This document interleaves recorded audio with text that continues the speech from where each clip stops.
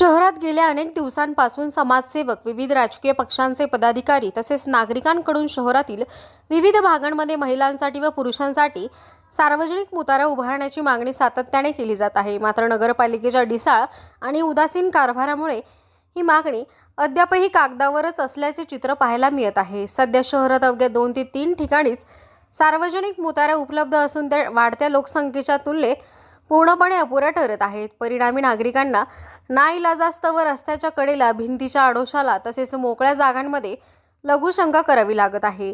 यामुळे शहराच्या स्वच्छतेचा प्रश्न गंभीर बनला असून महिलांना विशेषतः मानसिक त्रास सहन करावा लागत आहे। विशेष म्हणजे कृष्ण इव्हॅक्युएट परिसरातील भिंती उघडपणे लघुशंका करणाऱ्यांचे केंद्र बनल्याचे चित्र सध्या दिसून येत आहे।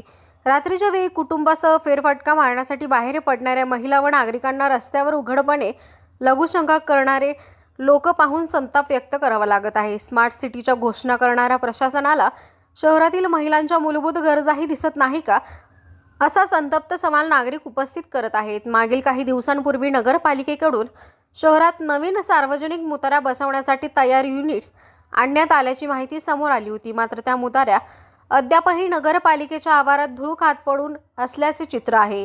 प्रत्यक्षात शहरात एकही नवीन मुतारी बनवण्यात आलेली नाही। त्यामुळे नगरपालिकेचा हा केवळ दिखाऊपणा होता का, असा प्रश्न नागरिकांकडून उपस्थित केला जात आहे।